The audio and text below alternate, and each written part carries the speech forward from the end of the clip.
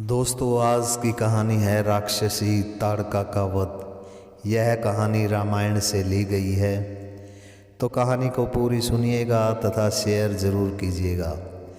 अयोध्या नगरी के राजा दशरथ के चारों पुत्रों राम, भरत, लक्ष्मण तथा शत्रुघ्न की शिक्षा दीक्षा पूरी हो चुकी थी और वे सभी गुरु वशिष्ठ के आश्रम से अयोध्या नगरी को लौट आए थे।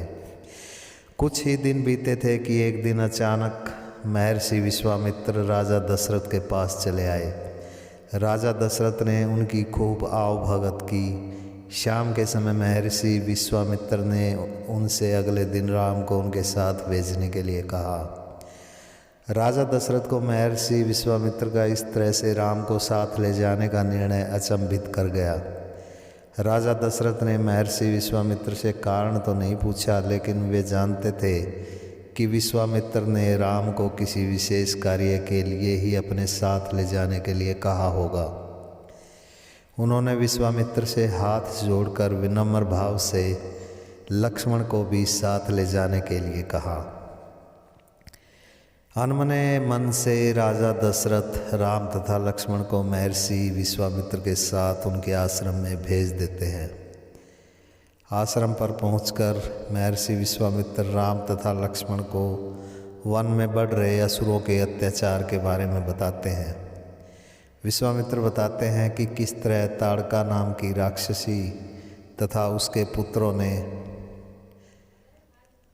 दोस्तों, कहानी को लाइक तथा चैनल को सब्सक्राइब जरूर कर दीजिए। प्रभु श्री राम आपकी सभी मनोकामनाएं पूर्ण करेंगे। महर्षि विश्वामित्र बताते हैं कि किस तरह ताड़का तथा उसके पुत्रों ने ऋषि मुनियों का जीना हराम कर रखा है तथा वे ऋषि मुनियों के आश्रम में यज्ञ भी नहीं होने देते तथा यज्ञ के अंदर तथा ऋषि मुनियों की कुटियों के अंदर किस तरह वे मांस के टुकड़े फेंक जाते हैं। इसलिए इस वन में ऋषि मुनियों की रक्षा के लिए उन सभी का वध होना बहुत ज़रूरी है। इसके बाद राम विश्वामित्र से पूछते हैं कि ये ताड़का कौन है। विश्वामित्र राम को ताड़का के बारे में बताते हैं। बहुत समय पहले एक यक्ष राजा हुआ करते थे जिनका नाम सुकेतु था। राजा को कोई संतान नहीं थी, जिससे वह काफ़ी दुखी थे। राजा ने ब्रह्मा जी की कठोर तपस्या की। राजा की तपस्या से प्रसन्न होकर ब्रह्मा जी ने राजा को दर्शन दिए तथा वरदान मांगने के लिए कहा। राजा ने ब्रह्मा जी से अत्यंत सुंदर तथा शक्तिशाली संतान देने का वरदान मांगा। ब्रह्मा जी से वरदान स्वरूप यह ताड़का नाम की शक्तिशाली पुत्री राजा सुकेतु को प्राप्त हुई। ताड़का में हजारों हाथियों के बराबर बल था तथा वह सुंदर भी बहुत ज़्यादा थी। समय आने पर सुकेतु ने ताड़का का विवाह एक राक्षस के साथ कर दिया। विवाह के बाद ताड़का से 2 पुत्रों का जन्म हुआ, जिनका नाम मारीच तथा सुबाहु था। ताड़का का पति बहुत ही दुष्ट प्रकृति का था। वह हमेशा ऋषि मुनियों को तंग करता रहता था तथा उनके अनुष्ठानों में विघ्न डालता था। एक दिन ऋषि अगस्त्य अपने आश्रम में दूसरे ऋषि मुनियों के साथ यज्ञ कर रहे थे। उसी समय वहाँ पर वह राक्षस आया तथा उसने यज्ञ में मदिरा तथा मांस के टुकड़े फेंक दिए। यह देखकर अगस्त्य ऋषि को बड़ा गुस्सा आया तथा उसने उस राक्षस को वहीं पर अपने श्राप से भस्म कर दिया। अपने राक्षस पति की मृत्यु की सूचना पाकर ताड़का ऋषि अगस्त्य पर बहुत क्रोधित हो गई। उसने ऋषि अगस्त्य के आश्रम पर हमला कर दिया। अगस्त्य ऋषि ने एक स्त्री होने के कारण उसका वध तो नहीं किया, लेकिन उसने अपने श्राप से उसको एक कुरूप महिला में तब्दील कर दिया। उस दिन के बाद ताड़का ने अपने पुत्रों के साथ उस वन को हमेशा के लिए छोड़ दिया तथा यहाँ सरयू के किनारे इस हमारे जंगल में आकर रहने लगी।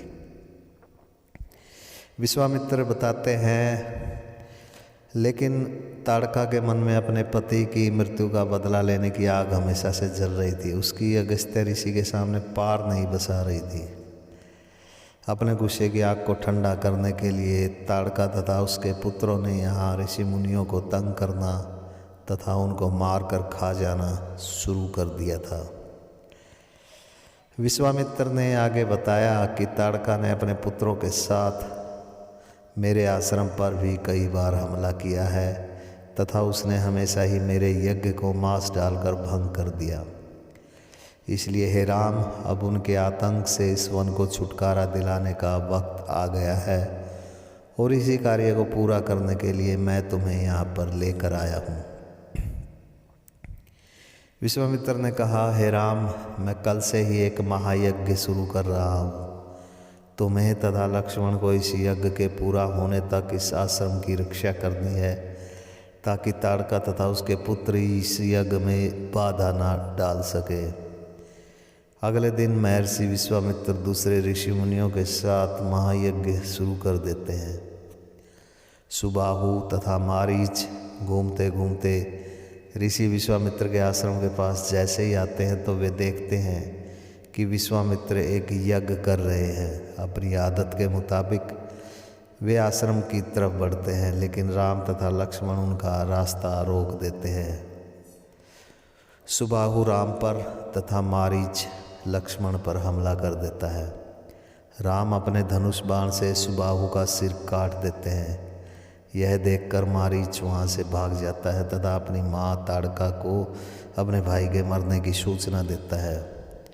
बहुत ही ज़्यादा क्रोध में ताड़का विश्वामित्र के आश्रम के पास आती है और राम को खाने के लिए दौड़ती है। यह देखकर राम उसका भी वध कर देते हैं।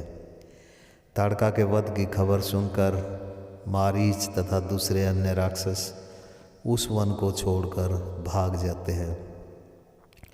इस तरह राम तथा लक्ष्मण उस वन को राक्षसों से छुटकारा दिला देते हैं तथा ताड़का का वध करते हैं।